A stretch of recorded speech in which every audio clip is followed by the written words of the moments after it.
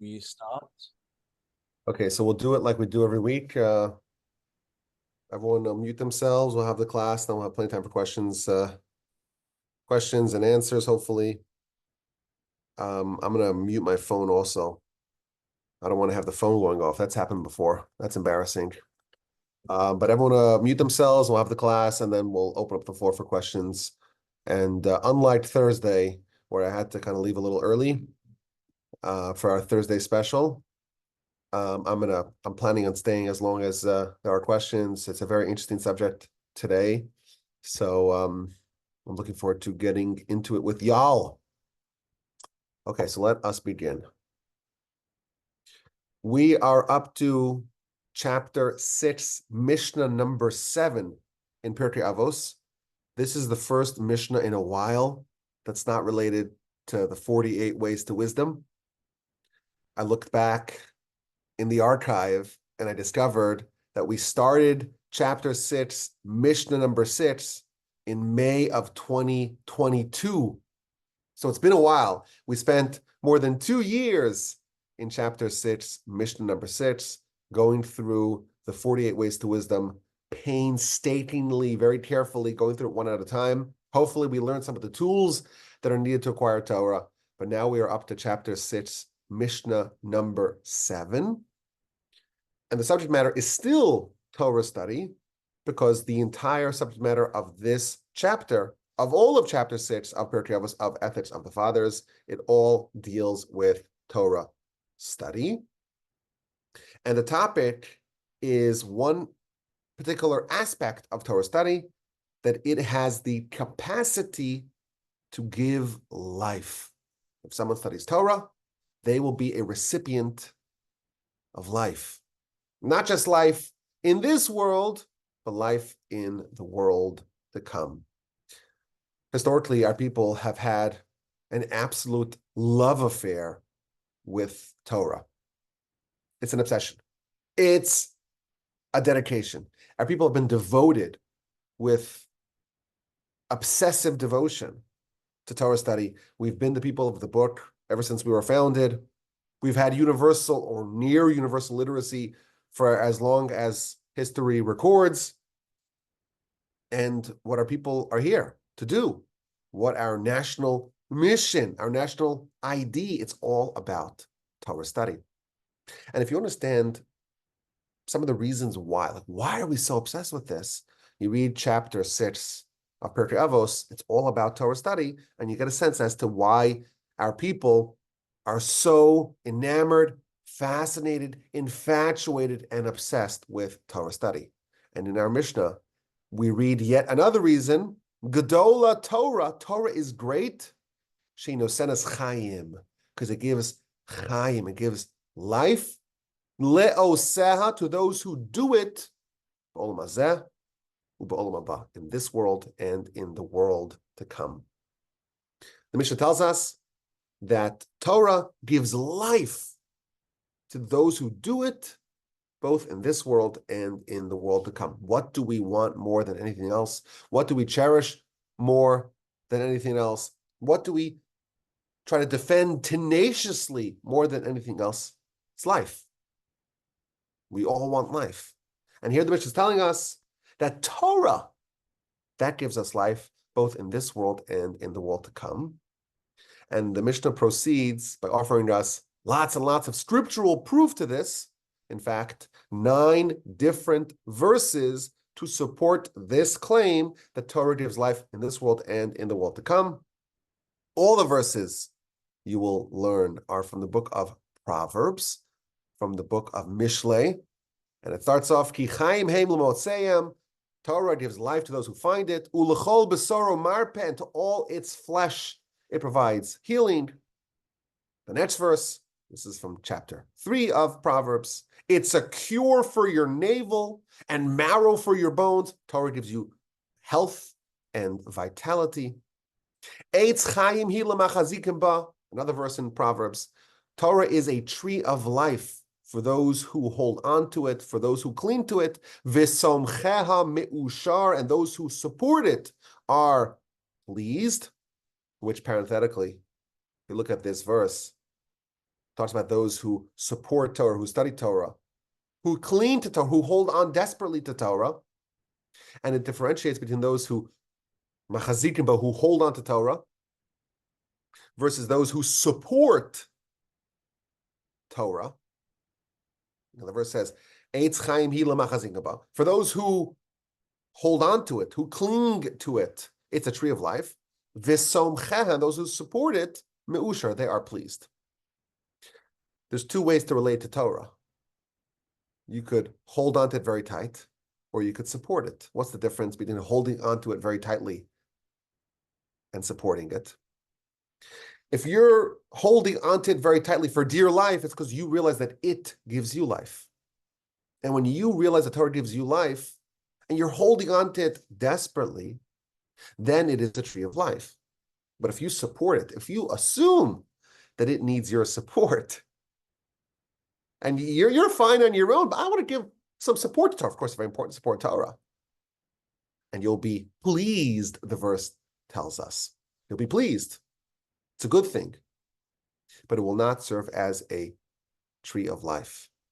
The sages tell us, Torah, that's our national mission. And we have to do whatever we can to support it. But even when we support it, we have to realize that it's supporting us much more than we are supporting it. If we think we're supporting it, then our level of benefit will only be that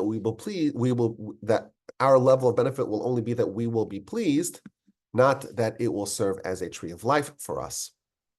That is the third verse cited in this Mishnah. And then a fourth verse. For they are a graceful wreath upon your head, a necklace about your throat. Talking about the words of Torah, it's a wreath of grace upon your head. It's a necklace for your throat. A very similar verse follows. Torah will adorn your head like a graceful wreath. It will crown you with a glorious diadem, with a crown. Another verse. Ki bi yirbu yumecha, this will increase your days and will add to your years of life. Yet another verse. Long days are to its right and to its left, wealth and honor. Again, talking about how Torah gives long days to its right. Ki orech yamim, it provides long days, ushnos chaim, and years of life, vishalom, and peace. Yosifalach, it will add all these things, long days, years of life, and peace. And finally, the final verse that it cites, dirachea darchei noam, the ways of the Torah are ways of pleasantness, v'chol nesivoseha shalom, and all its pathways are peaceful. The Mishnah tells us Torah provides life in two worlds, in this world and in the world to come, and that's why it's so wonderful. Another reason why it's so wonderful, it gives life to those who do it in two worlds, and then it cites 9 verses to prove it, to support it, 9 verses from Proverbs.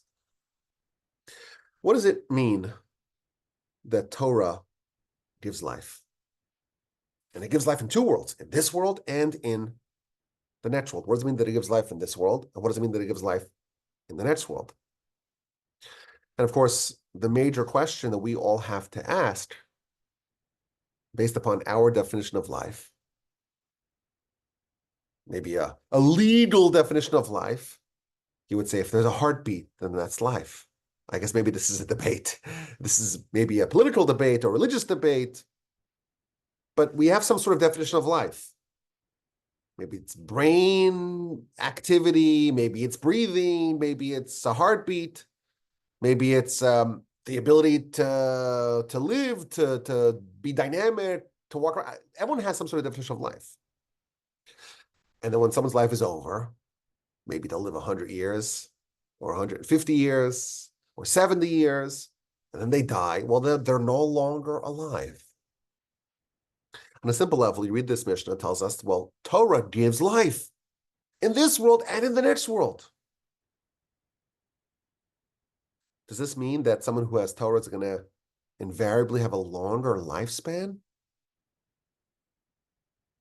Does that actually check out?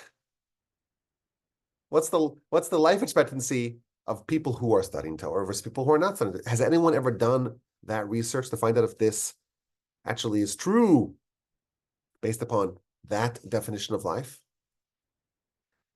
Aren't there ignoramuses who live very, very long lives?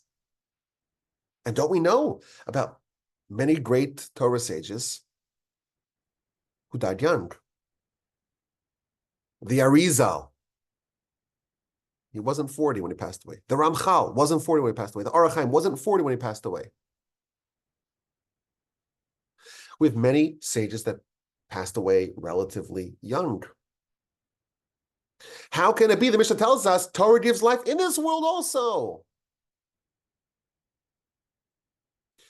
So we have to maybe offer a variety of other interpretations as to what exactly does the Mishnah mean when it says that it gives us life in this world and in the world to come.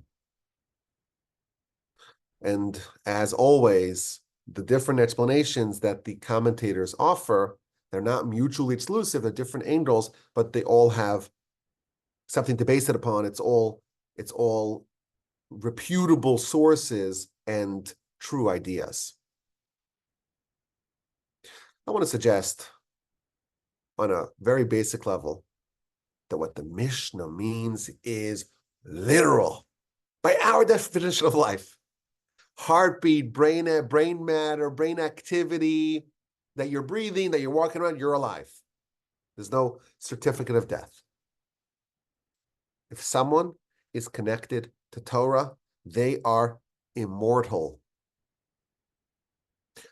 We're told that for someone to die, the angel of death has to come scoop them up. I want to make the claim, just to get us started here in this Mishnah, that if someone is studying Torah, if someone is connected to Torah, the angel of death will have no control over them. They will have life that cannot be taken away from them. They'll be so bound up with God via his Torah. They are untouchable. Of course, we know there's only one source of life. It's only God. And the verse tells us in chapter 4, verse number 4 of the book of Devarim, the book that we are currently studying, that if we cleave to God, we will have life. Why? Because there's only one source of life, and that's only God. And thus, if you want life, you better have some sort of association with God. And thus the verse encourages us, cleave to God so that you will have life. Well, how do you cleave to God? Is it possible for us, physical, mortal, fragile, fallible, corporeal humans, to cleave to the Almighty, to the Ein Sof, to the infinite? So the commentaries tell us the Almighty created something which is the closest thing to him. That is the Torah. And although we cannot cling to God himself, because we're humans, we're physical, we have no association with God, we even have a hard time understanding God, we can't visualize God, we can't even utter the name that is most associated with God's essence. We don't even say that because we're so distant from it. But the Torah, that is adapted to our sensibilities. And we can't understand Torah. And that's the closest thing to him. And that's the thing most associated with God in existence. And therefore, by clinging to Torah, we cling to God. And if that's the source of life, by virtue of us clinging to Torah, we are clinging to the Almighty and thus becoming worthy of life. And again, I want to, at least to get us started, I want to understand the most basic level possible. Heartbeat, brain activity, being alive by everyone's definition. If you are connected to God, you will not die. Period. End of story. And there are several stories in the Talmud that illustrate this very dramatically. The Talmud tells us that King David, was very desirous to know when he will die. David's a prophet and comes to God, tell me when I'm going to die. Let me know when my point of expiration is. And God responds, listen, I have a rule. It's a decree. I cannot reveal when a person is going to die to any mortal, to any flesh and blood. No human will know the exact moment that they will die. But David was persistent. He says, okay, so don't tell me when I'm going to die. Tell me what day of the week. So the Almighty relented. And God tells David, you're going to die on a Shabbos. So every day during the week, he drove like a maniac. No seatbelt, no nothing. David knew he's going to die on Shabbos, for sure. And he was very disappointed with that. He didn't want to die on a Shabbos. So he petitions God. He says, can we just push it off to Sunday? Would it be okay? Maybe a few more hours of life? And God says, no. Because when you die, your monarchy is going to be passed on to your son Solomon. And you cannot steal even a moment of his kingship, of his dominion, of his monarchy. You can't infringe and encroach upon Solomon's rule, even by a millisecond. Sorry. Sunday's not an option. So David says, okay, you know what? I'll forego a day. Let's die on Friday. I'm going to give up some of my monarchy for Solomon. And God says, no, I'm not willing to do that. Every second that you're alive, you're studying Torah, you're doing mitzvos. Yes, Solomon's going to build a temple, and Solomon's going to offer 1,000 sacrifices. But one day of you learning, of you studying my Torah, that is preferable than all those 1,000 sacrifices. So I'm not willing to give up for you to die on a Friday. From then on, the Talmud tells us, David knew that he is going to die on a Shabbos. And he set out to forestall that. So every Shabbos, once Shabbos began, he would begin studying Torah for the whole Shabbos. Wouldn't sleep, wouldn't do anything, just studying Torah. Based upon a certain principle, that if you are amidst the study of Torah, you are not accessible to the angel of death. That was his plan. And it worked until it was time for him to die. It's the appointed day, and the angel of death is given his marching orders, and he goes to pay David a visit. But alas, there's like a protective fence around David, and the angel's trying to get through it, can't. He's studying Torah. This is a problem. So the angel of death resorted to some unconventional tactics. He went to the backyard. David lived in the palace, and there was sprawling gardens. And the angel goes to the tree and starts shaking the trees, like creating like a tornado. And there's noise, and there's sounds, and we're going to get David's attention, and he'll stop studying for a little bit, and we'll snatch him. But of course, David was aware of that, or he had the presence of mind to not stop studying. But he was still curious to know what was happening. So as he's studying, he starts maneuvering himself towards the point where the noise was coming from. And he's heading down the steps towards the garden, and this crafty, clever, wily angel of death, he removes one of the steps. So David trips and tumbles, and in the mayhem, stops studying and is instantly snatched away by the angel of death, and he died. And there's an interesting epilogue to the story. David's body, it's Shabbos, and David's body's out in the gardens. What to do with the body on Shabbos? A human body, is muksa, meaning it's you cannot move it on Shabbos. And there was a concern that maybe some animals would come and start pecking away at the body of David. That would be a disgrace, obviously. And the Talmud actually has a very memorable line that states that a living dog is preferable to a dead lion. David was a lion, the king of Israel, but he's dead. And now the animals are coming, the vultures are swooping down. So what to do? Like, we can't leave the body there. Talmud says you gotta put something on top of the body, on top of the corpse, on top of the cadaver. If you put a loaf of bread or a child, an infant, upon them, then you could move the body into a safer location. Again, it's a law related to the laws of Shabbos, but that's the follow-up to that story. A living dog is better than a dead lion.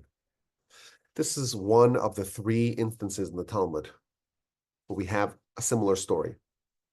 Someone studying, and the angel of death wants them, and the only way to kill them, to have them expire, is by causing some sort of diversion, because otherwise they are untouchable.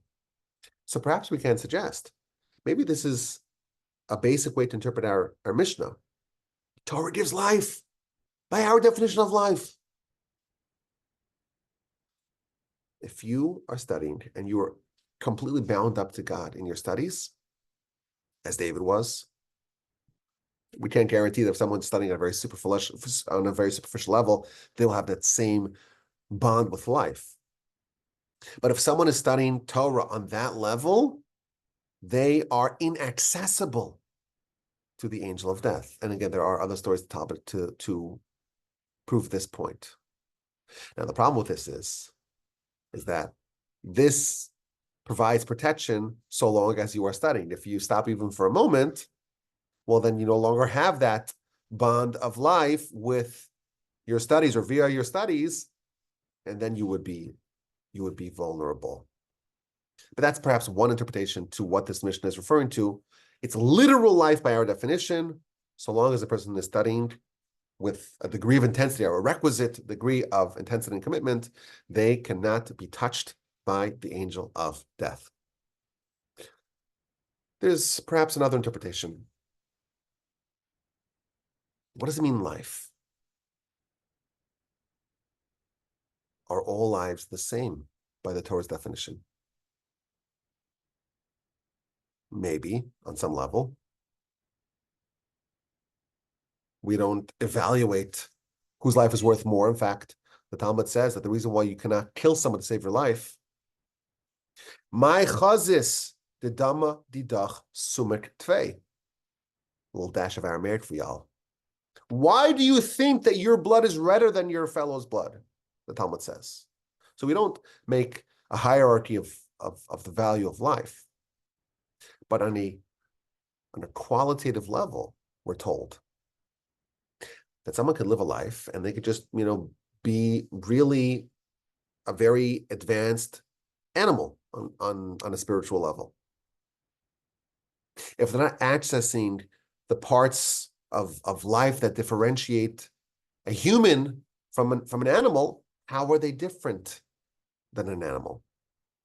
If they're not engaging with their intellect, if they're not accessing their soul, if they're not living on some sort of higher plane, well, on some level, how is our life any different than that of an animal? The verse tells us that there is a type of life known as living with emunah. V'tzadik be'emunaso yichya. A tzaddik lives with their emunah. And the Talmud tells us that this is one verse that encapsulates the whole Torah.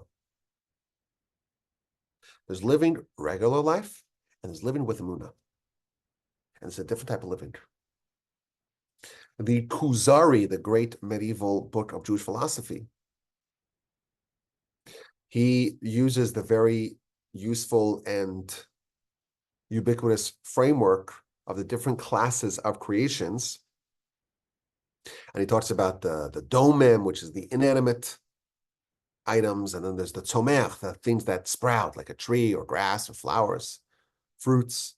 And then there's the chai, the living things like animals. And then there's the medaber, the speaker, the human. But then there's a higher level of the person who is bound with God. The human who is living on a much higher plane, on a much higher level of existence. Perhaps this is what our Mishnah is referring to. Torah gives life. Is a tree alive? On some level, right? You have a dead tree, and then you use it for firewood. It doesn't grow, doesn't sprout. You have an animal, it's alive, but how alive is it when it is alive compared to a human? And even a human could be alive, but not tapping into the enormous potential and dynamism that is within reach for humanity. Not living on a higher plane, on a higher realm, in a higher dimension. What helps a person more than anything else to tap into that vast, effectively unlimited potential of human greatness and to live a life unlike basically everyone else? That is the Torah. So yes, it's not about lifespan. It's not about longevity, but there is a kind of life that you can only get if you tap into the vast powers included in the Almighty's Torah. I want to share some other ideas on how to interpret this Mishnah. Torah gives you life in this world and in the world to come. Our definition of the world to come, the Rambam tells us, it's life without death. So what does it even mean that you'll have life in the world to come? If you are in the world to come, by definition, you have life. Life in Olam Haba is self-understood, it's self-evident. So what does the Mishnah mean that those who study Torah, those who do Torah, they'll have life in this world and they'll have life in the world to come. If they are in the world to come, then by definition, they have life. So the Ben Yehoyada, he offers a novel interpretation into this Mishnah. When someone is alive, and suppose they're righteous and they're a great sage, but alas, they pass. Where are they now? That's a hard question to answer because, well, the body buried in the ground. The soul, we don't know where it is. It's somewhere in heaven. It's in the world to come. We know that there's lots of different places in the afterlife that a person's soul can go to. So maybe it's harder for us to answer where the soul is. We assume someone's righteous there in the world to come, or Olam Haba, or paradise. They're in a very good place. But we don't know for sure. The body, okay, we could find the grave. That's where the body is located. But if someone is righteous and they pass, do they have life in this world? You would imagine that the answer is no. Because they are no longer in this world in a way that has life. The bones, they're dead. The body, the flesh, maybe it's already been dissolved into the dust. So maybe there's some sort of remnant of their physical existence, but we wouldn't call that life, right? The Ben Yehoyada says something amazing. In many places, the Talmud tells us that if I were to say a piece of Torah, in the name of one of the sages. Their connection with that piece of Torah is enduring. We read the Talmud, and we read the comment of Rashi. Rashi passed away almost 1,000 years ago. So is he alive in this world, or is he dead in this world? So we would say, well, he's buried somewhere in Europe and Germany, and he's no longer alive in this world.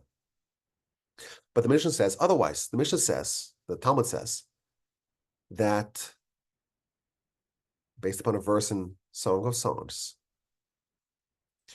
when someone's Torah teaching is taught, is recited, is recounted in this world, their lips are murmuring in the grave together with the person who's citing their Torah.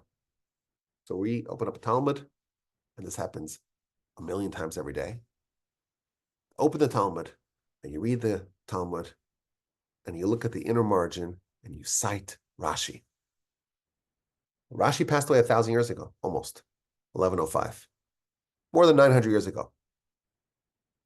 But when I read the words of Rashi, the Talmud tells us, Rashi in the grave is murmuring together with me.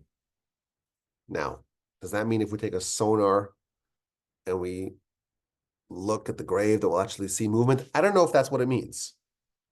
But certainly what's implied in this Talmud is that even in this world, even in the grave, even in the physical domain, there is still a connection, there's still an association between a person and their Torah.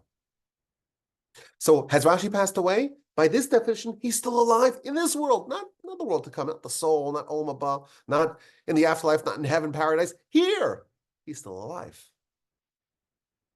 And that's what perhaps the Mishnah is telling us. Torah gives life in this world. In this world, because a person is still alive via their Torah, their lips are murmuring in the grave. What about life in the next world? Isn't existence in the next world, by definition, life? Isn't the definition of life in the world to come as a permanent life, like the Rambam says, life without death? Says the Ben Yehoyada, even people that are fortunate, to be deserving, to be meritorious, to be worthy of life in the afterlife, it's not so simple. It's not seamless. There's a process. They got to go through the ringer to get there. And he tells us, someone could die, be worthy in general for the afterlife, but we find some flaws. The heavenly accounting finds some flaws. The soul's not pristine. There are some sins that need to be addressed. There's some sort of impurities, some unsettled scores. They may need to come back for round 2, round 3. They may need to be reincarnated, or they may need to spend some time in purgatory. They may need to have some sort of cleansing for the soul in order for it to be ready for Olam Haba. So they have life in the afterlife, but there's lots and lots of hiccups along the way before they get there. Is there a way to circumvent that? Is there a way to avoid all those hiccups to get to Olam Haba without delay? Says the Ben Yehoyada, that's one of the powers of Torah. It gives you life in the afterlife. You could get an expedited entry into heaven thanks to Torah. Why? Torah gives life in this world and in the world to come. In the world to come, you want to have life right away. You don't want to go through all the difficulties, the travails, the challenges, the unpleasantness of preparing for it. You want it promptly. You want to bypass all those typical steps. You want to be ushered into eternity. Torah. That is the secret. Torah gives life in this world and in the world to come. A fourth interpretation into the basic idea of this Mishnah. So we have one idea, and that is that literally, if you're studying Torah, you are impervious to the angel of death. We had a second idea, that there's living and there's a higher level of living. And what's the access point? What's the portal to the higher level of living in this world? It's Torah. We have the lips murmuring in the grave. You're alive even after your passing. And you have the expedited entry to heaven. There's another idea as to how to interpret the life-giving force of Torah as told in our Mishnah. In the Zohar and in many other Kabbalistic works, it's really hinted to in the Talmud as well, we discover that there is a perfect match between a person and Torah. Torah is the means by which a person can elevate themselves, can transform themselves, can make themselves worthy of eternity. And thus, the Torah is patterned after humanity, or maybe vice versa. Humanity is patterned after the Torah, but it's a perfect match. So much so that we read that if you were to kind of break down a person into different parts, you'll discover that there are 613 different parts to a person. Just as we know, there are 613 parts to the Torah. Every part has a lot of different parts to it. It's more like general categories. Not every cell in the human body is its own part. But there is a way to break down the human into 613 parts. And the Torah, of course, there are 613 mitzvos. And that's not a coincidence. Because if a person wants to elevate themselves, they could do it via the Torah. And every part of the Torah corresponds to a different part of the person. And by the way, this is true for the body and the soul, because the body has 613 parts, and so does the soul. Soul also has 613 parts. And the commentaries tell us, you do one mitzvah properly, you are elevating, you are purifying, you are making holy that corresponding part of yourself, of your body, and of your soul. And you are infusing that part of yourself with life and with eternity.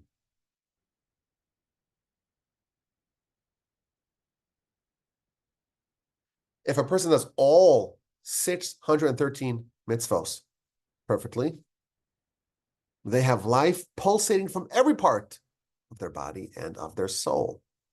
And when the two are separated, the soul goes up to heaven. Is it alive? Is it dynamic? Is it capable of life? Is it robust? Is it strong? Is it designed for continuity? Well, if they did the 613, they have a parallel, an avatar, if you will, of life, of themselves, that can endure forever. And they cite the famous verse in Vayikra, Leviticus chapter 18, the mitzvos, asher ya'aseh osam ha'adam v'chai bahem. The person does the mitzvos, they will live through them. The mitzvos give us the ability to live for eternity. And they talk about how there's a difference between, if someone government doesn't have a heart or a head or a liver, they're in big trouble. If someone's missing a pinky, well, it's not pleasant, doesn't look that great, but they could still live. That's the idea of the hierarchy of mitzvos. Every mitzvah gives life, but some of them give more life than others. And there are mitzvos that if someone were to, God forbid, not have them, then they have what's known as kares. They get cut off, meaning that they're not able to endure spiritually because they're missing one of the critical components of life. And of course, this raises a famous and obvious, really, question. the aforementioned Rashi never brought a sacrifice. How many mitzvahs relate to sacrifices? Hundreds. Is Rashi doomed to not have a full set of life in the afterlife? So the Kabbalists talk about how resurrection is a workaround to this problem. Because the resurrection, times of Messiah, that's when you can fulfill every mitzvah. And therefore, you're able to fulfill the mitzvahs that you were not able to fulfill because you just had no access to such mitzvahs. Similarly, we're told in some of the Kabbalistic sources, which I know nothing about, of course, but I could read Hebrew, that every person will have to be reincarnated as a Kohen, as a Levite, as a man, as a woman, as a king, meaning every person will be given the ability on some level to fulfill all 630 mitzvahs. So to put that aside, the Talmud tells us there is a way for a person to fulfill all 630 mitzvahs, even absent the temple. Even if they're not a Kohen or a Levite or a king. You really can't be a king and a Kohen, because a king is only from the tribe of Judah, and a Levite or a Kohen is only from the tribe of Levi. There's no way to live a lifetime that you have both.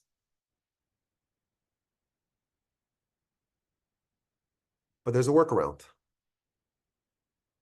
And there's a minimalist way to phrase this, and then there's a maximalist way to phrase this.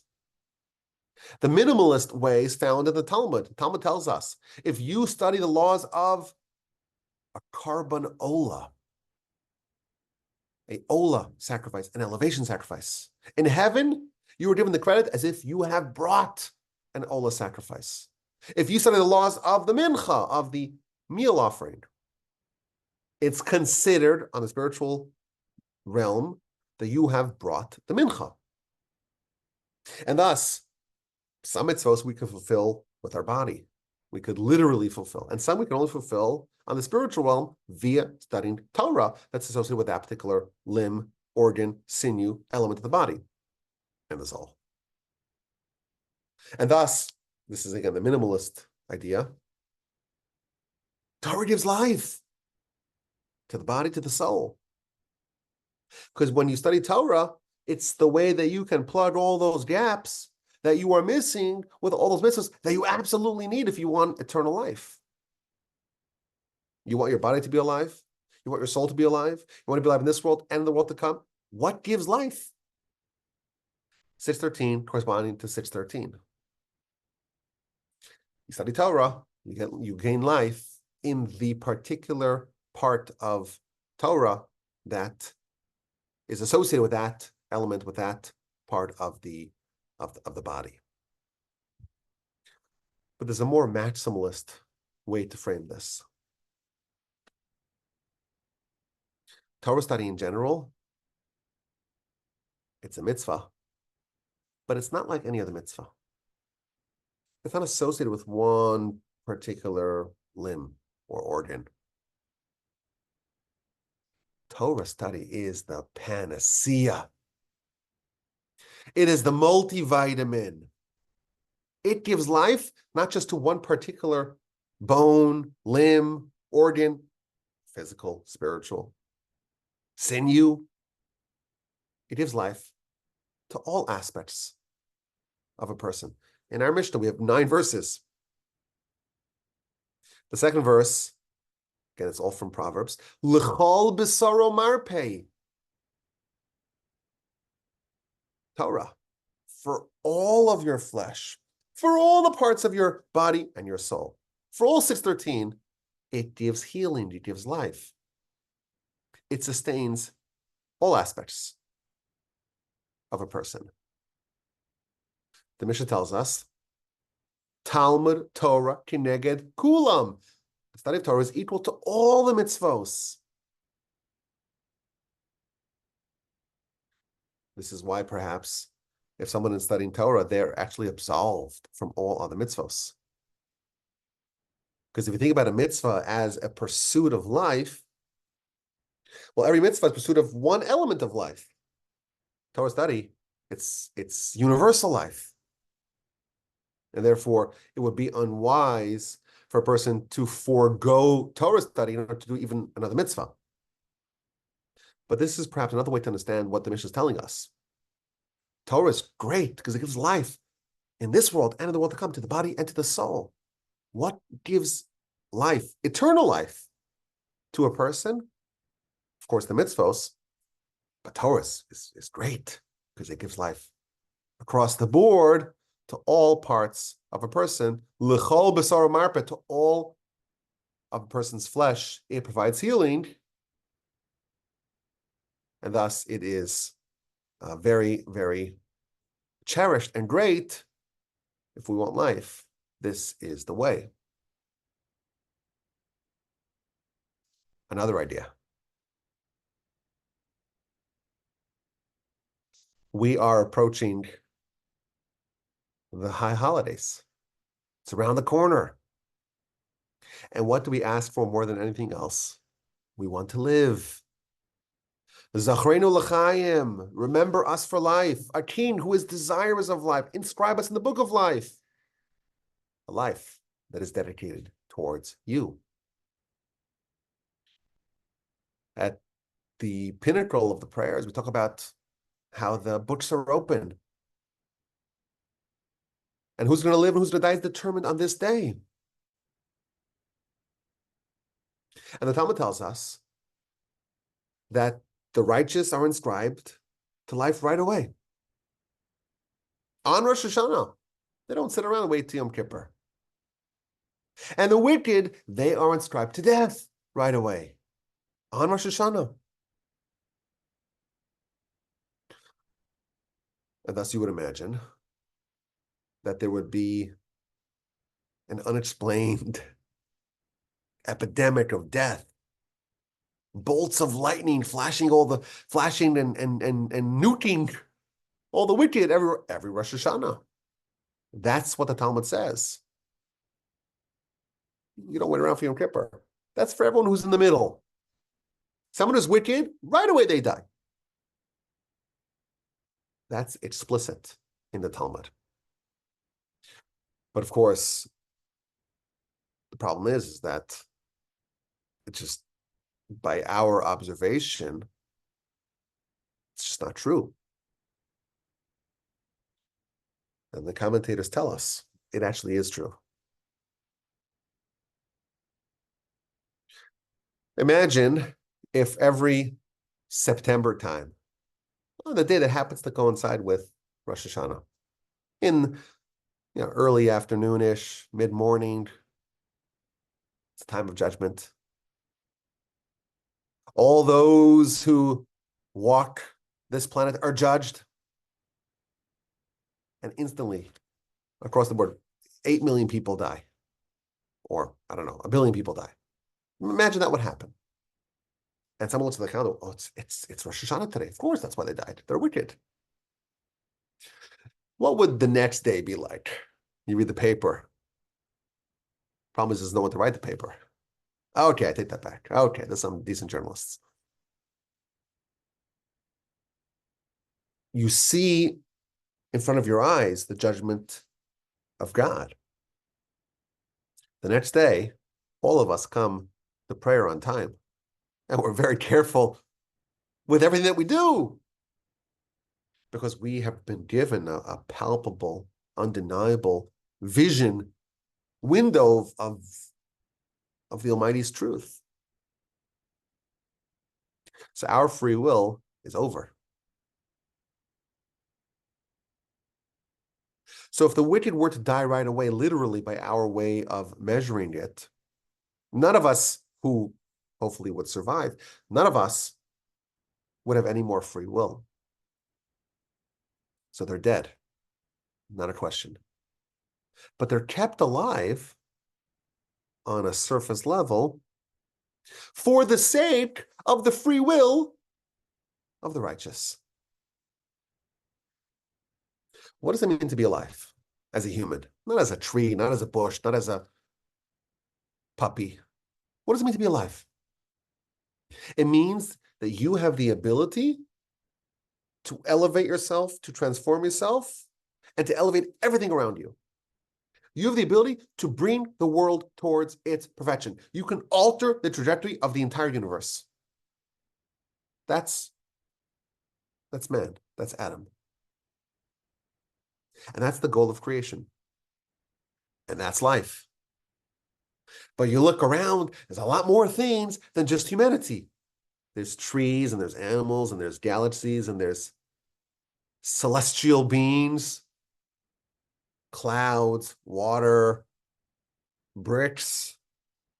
Lots of things going on over here. The goal of creation is humanity. Everything else, that's the arena. That's the place where humanity must exercise humanity's free will. Is the goal of creation fulfilled with animals? No, it's only humans. So why are animals there? Well, they're there to facilitate the world in which free will can be exercised. Is the goal of creation rocks and mountains? No. So why are they there? Well, they're part of the furniture. They're on the set of life. They're the environment in which free will can be exercised.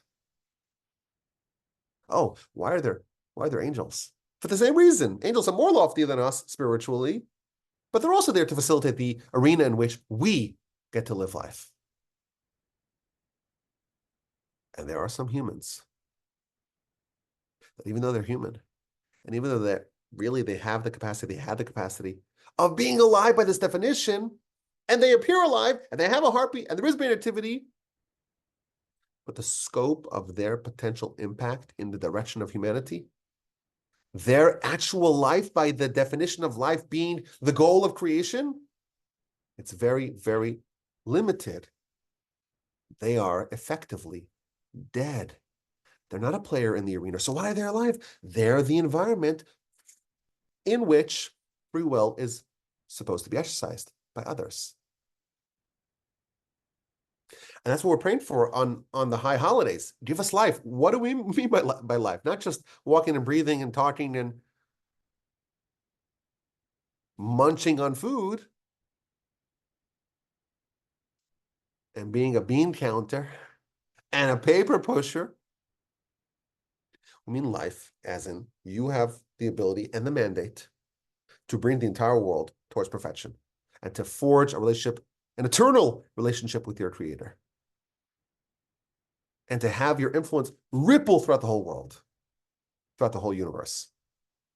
You're effectively Adam and Eve. That's life. And I would argue the vast majority of humanity, what we call humanity, Homo sapiens, are not alive by this definition. They haven't made it. Rosh Hashanah came. They're not a player. They're not interested in this. Okay, you're not interested. You're dead. Okay, but you're not dead. You are dead. You're kept alive because you're the arena. On the level of free will, you make very little impact in the trajectory of the world. Now, this is kind of scary. None of us want to be NPCs, non-player characters. And we'll assume that we're not, of course. Of course. But there's something consoling about it. What if someone was condemned to die, kept alive for the free will of others? They're part of the furniture. They're the extra. Someone who's dead can be resurrected. The Talmud tells us, on Rosh Hashanah, Sifrei Chaim v'Sifrei Mesim, the books of the living and the books of the dead are open. Who is being judged? Those who are alive and those who are dead. Well, if someone's dead, well, how could they be judged? It means that they are dead by this definition, but maybe they could be brought back to life. Maybe someone who was outside of the purpose of creation, they're dead by this definition. They're part of the environment. They're indistinguishable from the rocks and the trees and the angels and the galaxies and so on in determining the direction of humanity and of the world. maybe they're dead, but they can come back alive. The books of the dead are open before God on Rosh Hashanah as well. Someone who is functionally dead, effectively dead, can be resurrected. We pray for his resurrection every day. 3 times a day. We say, Atah Gibbor, you are mighty forever, O God. And then we say, Mechayei Mesim, you give life to those who are dead. And we mentioned it 5 times in this blessing, the second blessing of the Amidah. Mechakel Chaim B'Chesed, you perpetuate life with kindness. Mechayei Mesim, you give life to the dead. You revive the dead. And we say it again. And we say it again. We say it 5 times. Resurrection we mentioned 5 times in every Amidah prayer. And only once do we talk about a future resurrection. You will in the future revive the dead. In 4 instances, we describe God as currently reviving the dead. Only once we talk about him in the future reviving the dead. Even now, there is resurrection. Even now, there are those who are dead who could be brought back to life. There are NPCs who could be brought into the arena to actually be a player. We want life. Not just the definition of life of there is some sort of brain activity and your heart is beating and you will feel hungry if you have no sustenance, time to eat some food, and you could click your remote to put on the game and you could laugh at the jokes and you could scan the newspaper and you could type your emails,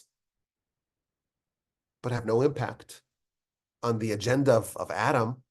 No impact on the goal of existence, not actually be alive by this definition. That would be unfortunate. We want life. What gives life in this world? Torah gives life. Torah expands the scope of life that a person has. How many people are alive? I always think about this. We know that the purpose of the world could have been fulfilled with 1 person, with 2 people, let's say, Adam and Eve. That's it. Are there billions of people alive by that definition today? My bet is no. And I don't think it's even millions. So how many people are alive by this definition? It's got to be more than dozens, I think. Hundreds? Thousands? Tens of thousands? Hundreds of thousands? I don't know, but there's a lot fewer people that are alive by this definition than the amount of Homo sapiens that are currently gracing this planet. You want to be a player? You want to actually have a say? Some people may say, no, no, too much for me. But if you want that, you want life, what gives it to you more than anything else? Torah makes you a player. Now, it is interesting. If you look at the Mishnah, it's one of those little nuances that we may miss. Gdola Torah, Torah is great. Shehinos and Eschayim, it gives life. Le'oseha, to those who do it. In this world and the world to come. We think of Torah as something that we study. That's something that we do. Shouldn't the Mishnah have said, Gdola Torah, Torah is great, Shehinos and Eschayim, it gives life. Lilomdeha, to those who study it. Why does it say le'oseha, those who do it? It's a bit of an unusual way to frame it.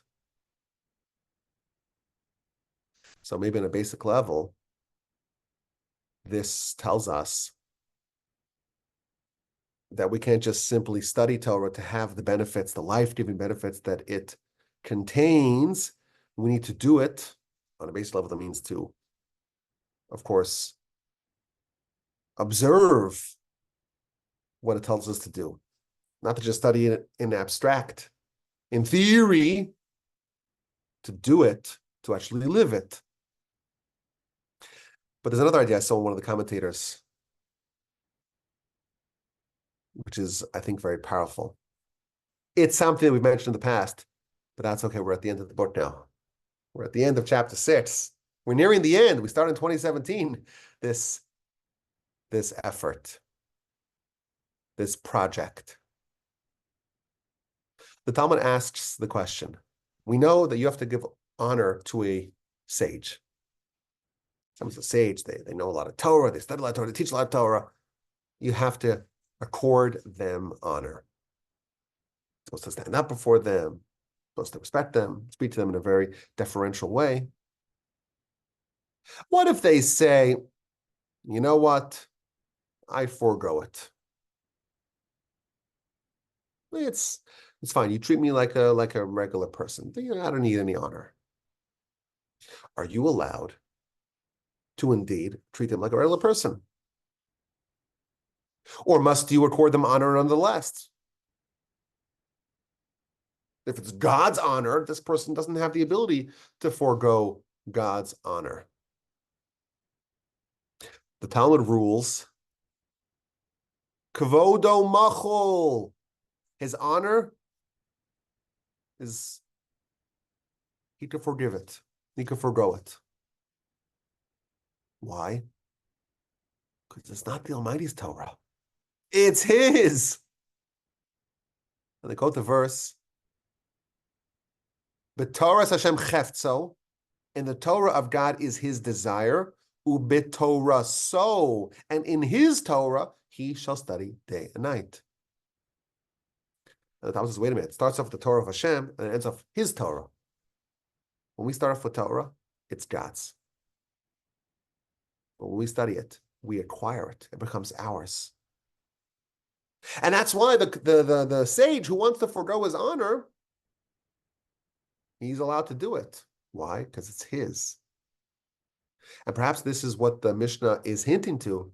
When doesn't call someone who studies Torah, or doesn't describe the person who receives life via Torah as someone who studies it.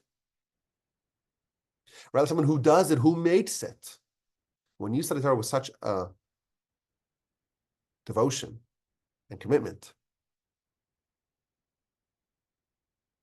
and you're so your whole life, you're willing to be diligent in your studies, and you acquire it. It's yours. It's like you've made it. Then it gives you life. You're simply you're studying Torah. This is the Almighty's Torah. I'm going to study the Almighty's Torah. It's the Almighty's Torah. I want to study it. Of course, that's where you start off. But that's not enough to trigger life. It has to be someone who makes it. You have to make it, meaning you have to acquire it. You have to say, it's mine. You have to have a degree of connection with it. It's not just the Almighty's Torah, you're studying it. It's yours when you acquire it. Then it gives you life. Now, all the commentators talk about, okay, this is a very nice idea in the Mishnah. Torah gives life. We learned about all the different ways that could potentially mean. What does it mean, life? And how does it give you life? And so on. But then it cites 9 verses. Shouldn't 1 or 2 be enough? Don't you think? 1 or 2 would be sufficient? So the commentators, they say, it's not just this element to life. It's that element to life. I saw it was a very, very long piece I read in the Maharal. He talks about there's 7 different levels of life. And that's why there are 7 verses in the Mishnah. My problem was that I read 9, so I don't know how he ended up with 7, but that's what he writes. The Maharal may be in a different version. Maybe the last 2 were included in the 7th one. I don't know. But he describes, and I don't want to go through, it's a very long piece, and we're already sufficiently deep into this Mishnah. But I found it to be very interesting when I read it, where he describes each level of Torah will unlock a different level of life. And the first 3, he tells us, there are life in this world. And as a person connects more and more with Torah, they're upgrading their acquisition of life that Torah has for them. And it starts off with just a little dash of life. It's only in your flesh. And then it goes to your navel, like the verse says. The verse says that it'll be a cure for your navel. Very interesting thing to say. Your navel, not the Naval Academy in Annapolis, Maryland. Your belly button. What does that mean? So he explains, well, that's the starting point, and everything flows from there. And the next level up, it's not just you'll be healthy and robust, but you'll have longevity, you'll be stable like a long lasting tree. And then it talks about physical life.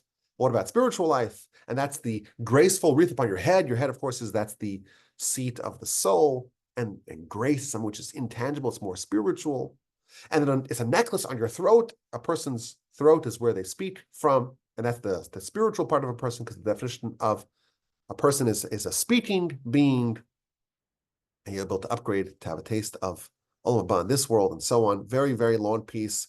I would recommend it to talk about the 7 different levels of life and how Torah gives us life on these 7 dimensions.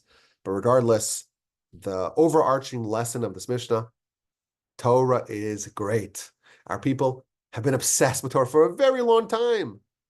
And one of the reasons why is because it gives us life. And we offered 5 different interpretations as to what this even means. Now, they're all based upon very rigorous sources, very reputable sources. I think they're all true. They're not mutually exclusive. The Talmud tells us David was untouchable when he was studying Torah. You want life? I could guarantee you'll have life. You'll be untouchable by the angel of death. Stop for a moment, you're vulnerable. Okay. It doesn't carry over this form of life that the Torah gives in this world. It doesn't carry over. If you stop for a second, you trip a little bit, you stumble, and you lose focus, well, then you're vulnerable. You could be snatched up. We talk about the higher level of living. There's the human who's the speaker, and then there's the superhuman, someone's living with God, like the tzaddik who lives with their emunah, an angel walking amongst men. How do you acquire that level of life? Via Torah. We have the idea of the Ben Yehoyada. Life in this world, your lips are murmuring the words of Torah in the grave. Life in Olam Haba, there's the fast lane. There's the accelerated entry to Olam Haba. You don't need to worry about reincarnation or purgatory. Torah spares you from that. You have life in the world to come. We don't want to be NPCs. We want to be players in the game. How do you do that? Via Torah. And we have the idea of Torah giving us life to all parts of our body. Every mitzvah corresponds to one part of the body of the soul. Torah is the multivitamin. It is the panacea. If we just had this Mishnah, we would be very persuaded to take a closer look, a second look at Torah. But certainly, if we read this Mishnah is a very ancient teaching. It's thousands of years old. This is what our people believed. This is what our people believe today. Torah gives us life. If we cleave to it, we're cleaving to the Almighty. May we all be so fortunate to study the Almighty's Torah and to hopefully be recipients of life, both in this world and in the world to come. My email address is rabbi@wallbeit.com. I always look forward to your questions, your comments, and your feedback. Okay, let's open up the floor here. Scotty has to go. Thanks, Scotty, for showing up today. Appreciate it. Rabbi, what is the NPC? What is that Non-player character. non-player? Okay. It's a term from like a video game. Okay. Where you have in a video game where someone is, you're playing the game but then you interact with other players in the game who are not playing. They're like programmed. They're just gonna behave how they're programmed to behave. Excellent teaching. Excellent. Thank you. Yeah. There's a lot of questions, but I'm not sure I can verbalize them. What about that 7 levels of life? Would that be something that you'd want to teach us someday? Well, it was a little technical, so I kind of ran through a little bit of it. But he talks about I wouldn't want to make a whole class out of it, because I think it's a little bit more technical, where he shows how the verses are implying different levels of life, and that's why you need to have all the 7 verses. And again, I have a problem because there's 9 verses that I counted in my version of the Mishnah, so I don't know why the Maharal has only 7. But I wouldn't want to dedicate a whole class to that. And I would recommend, if you could read it. I don't know if it's translated to English. I'm not sure if it's translated to English, so you might be able to get it. But let me see if Safari might have it. I'll check. but I wouldn't want to, and it's a long piece. As many of the commentaries of the Maharal are quite lengthy. Okay, let's see if it has it. Anyhow, Will. Yes, thank you, Rabbi Wolbe. What a wonderful class, and I'm happy that I was able to attend, and I'm back. I was surprised to learn that you know what an NPC is, and for those who don't, watch the Truman Show. Then you'll get an idea of what Rabbi Wolbe might be talking about. But I had two kind of questions. I guess, well, one question, really, the other is a point. So initially, you had mentioned those, studying Torah and clinging to Torah. Wouldn't you want to do both? Wouldn't you just want to go ahead and do both? Well, I think you probably start off on one level, and the point is not to subsist on that level, to not stay as just someone who's studying, but also to cling to it. Okay. I think that's probably the means. Yeah, it's not like it's something wrong with it, but if you don't want to remain on the lowest level forever. I got you. Mary Lou, just following up, I did see that in Sefaria they have a translation of that essay that I mentioned. So I sent the link there. You could click the link if you want to read it. But the 7 levels of life. And again, it's a little wordy, but I very much enjoyed reading it. Yeah, wonderful. And one quick thing, Rabbi. So you mentioned your point number 2. You had mentioned that elevating the soul from an animalistic level, or couldn't it be said that that is about the same? We could just put it in modern terminology, elevating it from an NPC level. NPC, just following your hopes and desires and your wants. I've lived on that level before. Trust me, it's no fun. So wouldn't you say that those points are very, very similar, just maybe put into a more modern context? Yeah, or the NPC is focusing on the fact that he's not living life in the Adam sense of the word. But yeah, a lot of these ideas very much work together, and are similar, at least adjacent ideas. Absolutely. Now, Mary Lou, I did a word counter on that essay. It's 3,900 words, so it's kind of long and it's dense, a little dense. But if you want to read it, you could go through it. I sent the link. David.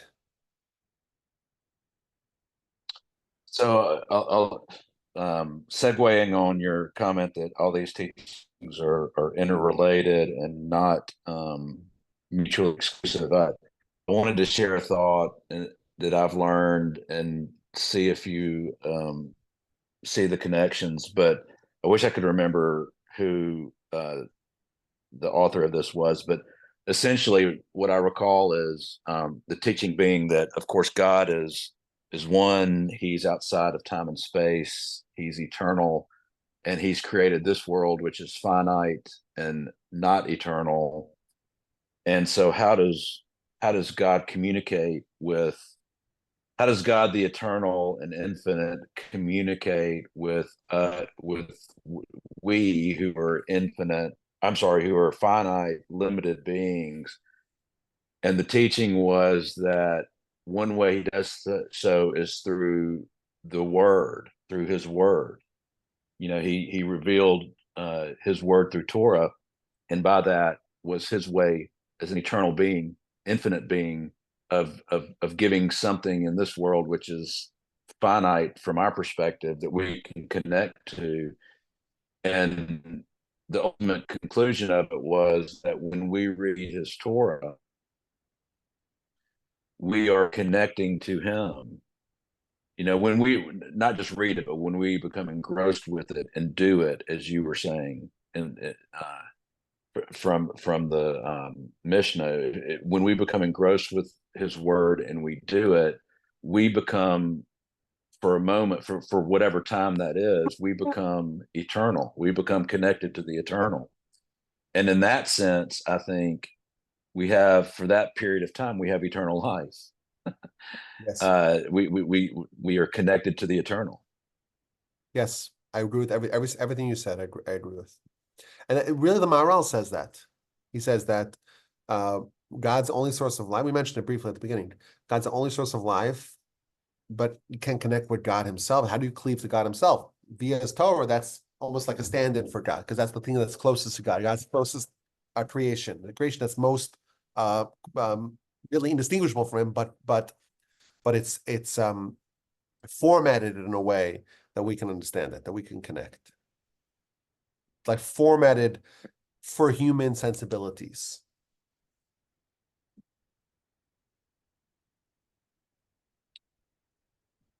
Yeah, absolutely. And I would also point out that that in the Garden of Eden, there's the tree of life and the tree of knowledge of good and evil, and I believe that's the same tree of life. Yes. That when you connect to the tree of life through God's Torah, then you are essentially, connecting to the Garden of Eden, and Yes. hopefully one day we'll be rewarded and merited to live there. Absolutely. Yes. It's humanity took the long way to eat from that tree. That's what Adam chose. He could have just opted for the tree, but he opted for the other tree, which guarantees that we'll have Torah, which is the tree of life, which is that path to get through, to navigate those cherubs, so to speak, and the flaming, swirling swords that are blocking the entrance. But we could get through. I've never thought about it like that. The tree of life is the way back to Gan Eden. Oh yeah. From Remember having when Adam was kicked out of the chosen garden? the tree of knowledge. When Adam was kicked out of the garden, what does it say? It says that God kicked him out, and then He appointed the cherubs to watch over it. The last verse in chapter 3 of Genesis, Vayigoresh es ha'adam, God banished man, and He stationed these cherubs, which are angels, and flaming, swirling swords to guard the derech eitz chaim, the path towards the tree of life. Mm. And again, we have a verse in scripture that says eitz chaim, the same words. Eitz chaim is a tree of life for those who cling to it. Love it. Yeah.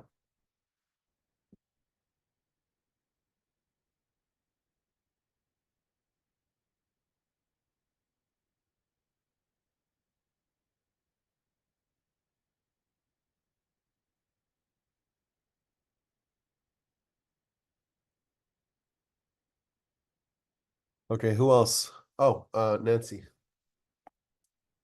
Hi, Rabbi. I believe Mary Lou had asked this question before, but I Mhm. don't remember the answer, so I'm going to ask it again. In the fourth point, you said that there's a perfect match between the mitzvot and the parts of a person, body Mhm. and soul. And then you talked about the pinky, and Right. we can live without that, but we can't live without a head. How do we know which ones match with which ones? We don't. Yeah. We don't. Is that a problem? Well, if I want to make sure that I get my head, but I don't care if I don't have my pinky. But here's the question, Nancy. You really don't care about your pinky? If I had to choose, if I was running out of time, I would rather do something that would get me more than a pinky. Let's talk more about your pinky. You wouldn't mind if we pry off just even the pinky nail? I think I would mind, yeah. You wouldn't mind. So this is actually, I wrote about this in my book. It was an example my grandfather gave. He's like, we don't care so much about our pinky or even the pinky nail, but none of us will volunteer to part, even with a fingernail. the Mishnah addresses your question. Mishnah says you should do a mitzvah that's an easy mitzvah like a hard mitzvah. Don't differentiate. The Almighty does not want that we'll just say, let's just do the ones that have the most high value and then ignore everything else. For that reason, we're not told which mitzvah is associated with which part of the body, which part of the soul. And helpfully for us, just like we don't want to part with any part of our body, we should not want to part with any part of our soul or any part of our eternal life. So while we are told which mitzvahs have kares with it and so on, we're not given a full breakdown of which mitzvah corresponds to which body part for this reason. So that way you don't pick and choose and say, oh, I'll just, I'll deal with the most important things and ignore everything else. Because that's a little bit of a disgrace to God. God's saying, I want this. You're like, oh, okay, it's like following the law, I won't murder because that we know is really important, but everything else is just open season, right? Come on, you take it seriously. These are the laws. This is, you have to follow all the laws, right? So when it comes to the American government or the state of Texas or whatever, that we follow everything, but when it comes to Hashem, we don't. That's the problem with that. Listen, I drive 150 miles an hour because it doesn't really matter. Speeding, my goodness, what is that, a misdemeanor? Come on. Felonies, that I worry about. That's what the Mishnah says. God doesn't want that. Do all mitzvos, and that's why Hashem does not tell us which mitzvah corresponds to which part of the body and the soul. Thank you.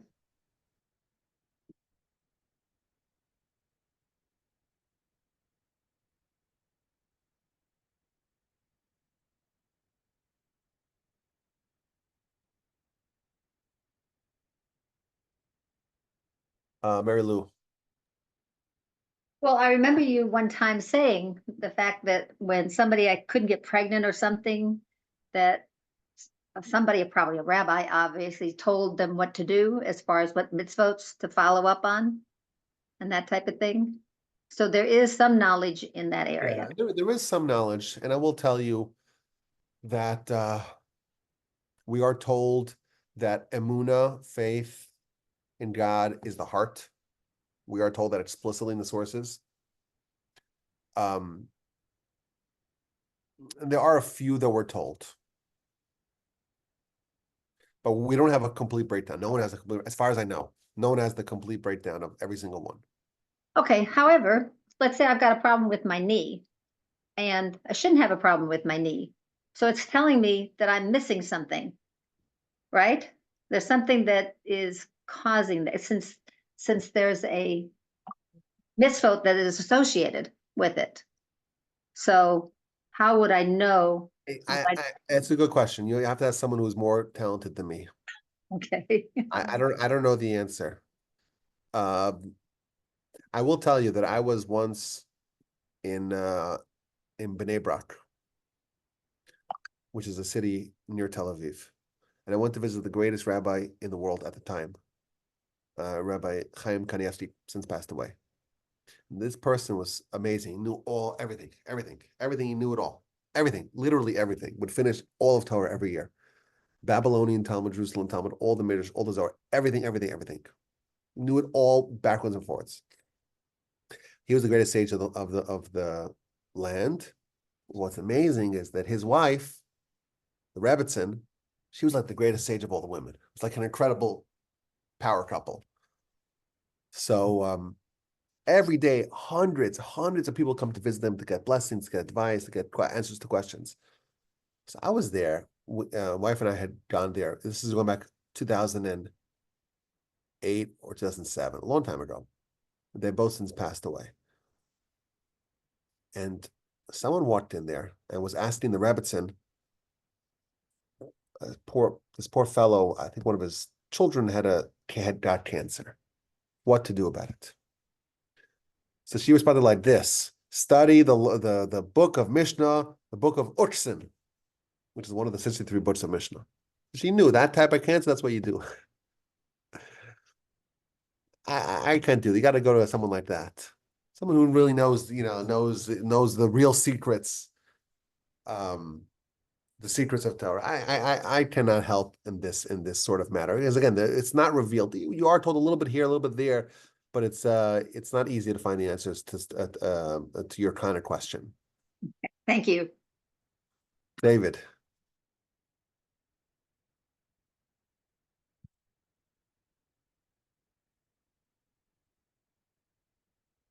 I don't. If you're talking, Sorry David, about that. Go ahead. Yes, sorry, I couldn't get it unmuted. So here's a question. I may have asked it, or you may have answered it at some point in the Mishnah series, but so it's a question about sort of, I guess, mechanics. So the Talmud is made up of Mishnah and then Gemara on the Mishnah. Am I right that there's no Gemara specifically related to Pirkei Avot? Yes. So, okay. So just a clarification of terms. The word Gemara and the word Talmud is the same word. One's in Hebrew, Okay, one's in Arabic. okay. Yeah. The word Talmud means to study in Hebrew. The word Gemara means to study in Aramaic. And because the Gemara / Talmud was written in Aramaic, we have both names, both languages, Talmud for Hebrew and Aramaic and Gemara for Aramaic. Gotcha. There are 63 books of Mishnah. Not all of them have a corresponding book of Talmud. Pirkei Avos is one of the 63 books of Mishnah that does not have a book of Talmud that's associated with it. That said, you'll find because the Talmud is, it's not always organized. Well, it's very organized, but very often different parts of the Torah kind of find their way into different parts of the Talmud. Meaning the book of Shabbos of Mishnah and the book of Shabbos of Talmud primarily deals with laws of Shabbos. Primarily, they find a lot of other stuff there. So it's not limited to the to the general topic of the book. And you will find the Mishnah, the teachings of the Mishnah in Pirkei Avos. It will be addressed elsewhere in the Talmud. There isn't a dedicated book of Talmud for the Pirkei Avos. Yes, that is correct. And my follow-up question is, does that teach you anything, or do you think there's a reason for that? Well, again, it's not laws; it's lessons, and therefore there really isn't a lot of. It's not limited. I mean, the laws are very limited. Lessons are they're much more expansive. You have the book of Sukkah. You have to know how to make a sukkah. And of the hundreds of different types of permutations of potential sukkahs, you got to know which ones are kosher, which ones are not kosher. So you have to really spell out every particular case and to understand all the general rules. A lesson, it's important to have the lesson, and it's supposed to be more fluid and dynamic and more expansive, because a lot of different ways to take the same lesson. And that's why it's not as important to have the Talmud in it, because you don't want to limit it. Gotcha. Okay, thank you. But you could argue that the commentaries on Pirkei Avos, they do serve as a kind of like a Talmudic commentary of sorts, right? Where they expand ideas for you. If you just have you could read the book of Pirkei Avos, you could read it in 20 minutes if you just read it. We've been studying it since 2017. So there's a lot more to talk about, evidently. Yeah, my thought was that everybody knew what it meant. There wasn't any debate over what the Mishnah meant, and so maybe that's a reason why there wasn't a Gemara on it. But I'm saying even in this Mishnah we just studied today, we have 5 different interpretations as to what it means life. right, And they're all legitimate, and that's a feature, not a bug, right? Because there's so many different lessons that are included in these very short words.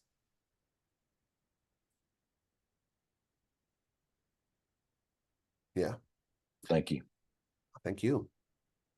Okay, who else wants to go ahead, Stephen? Do you have to unmute yourself? Thank you.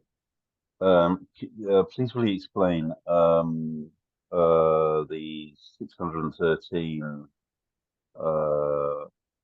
what you said correlates to the soul, because we're talking about the 613 mitzvah to the body. So what would correlate? How can you throw me some threads that would help me look at that towards the soul? Yeah, because the soul is also comprised of 613 parts. Like, how do you explain that? Like, I can see the sinew on the flesh, and I understand that. I think it's 248 and 365. Yeah. And you put that together, and that makes up that's your physiology of bone and everything. I understand that bit, but how do you get to the soul bit? How do you work? Well, think of it like this. If the body's like a garment for the soul, right? Yes? Yes. So if you look at a garment, and if you only saw a garment, that's the only thing you knew. You never saw a body, you just saw a garment. And but you see lots of garments, but you don't see any bodies. You would know that bodies have 2 arms, right? Because every garment you see has 2 arms, 2 sleeves, right? Yes? And you understand that would have like a wider torso, right? You know that because you just see the shape. Like the size of the sleeve for the arm is much narrower than the size of the, right? A garment's going to be tailored to match the body. Well, if the body is a garment for the soul, then the body's going to be tailored to match the soul. Okay. All right. Yeah. And therefore, if Right. the body has 613 parts, necessarily the soul has 613 parts. Okay. Because I they're still a match of each other. One's the essence and one's the garment. okay. So if you just put the body has 613 parts, you know for sure that the soul has likewise 613 parts. By the way, what I just told you, that's what the commentaries say. That's the exact analogy they give. That just as a tailor, you could prove you see the garment, you know what the person, so to speak, who's going to inhabit the garment looks like. Same thing. You look at the body, you could intuit from that. You could reverse engineer from that what the soul looks like.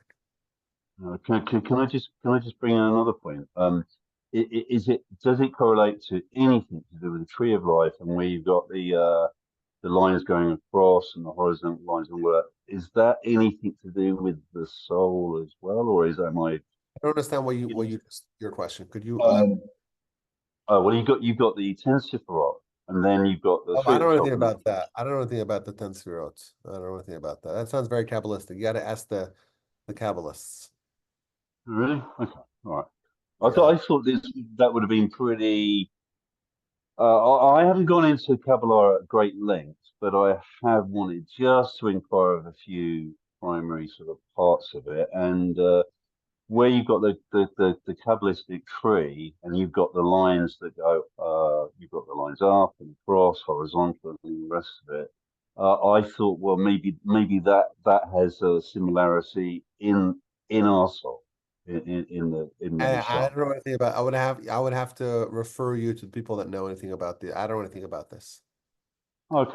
Oh, There's probably yes, but I don't know. Okay. Well, it's just a question. Okay. Thank you, Stephen. Thank you very much. Okay. Who else?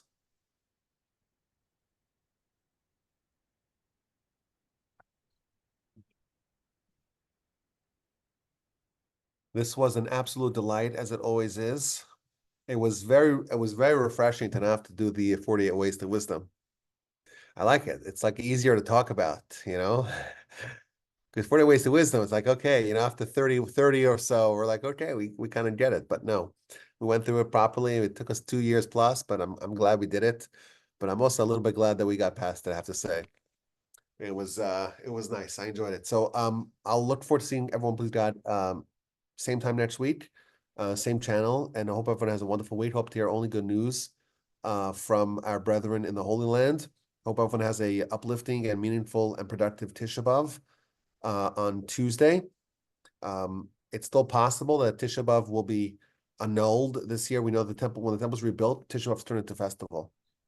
So we're hoping that we could get the temple built either today or tomorrow, and then have have a festival on Tuesday. But if we don't have a festival on Tuesday, then we'll have a fast day and we'll mourn the destruction of the temple, and hopefully we'll all merit to see it being rebuilt and the redemption very soon. But regardless, I wish you have a wonderful week and a productive week, and I'll see everyone, please God, in good health and in great spirits on Sunday. Take care, everyone. Thank you, Rabbi. Bye, everyone. Thanks, Rabbi.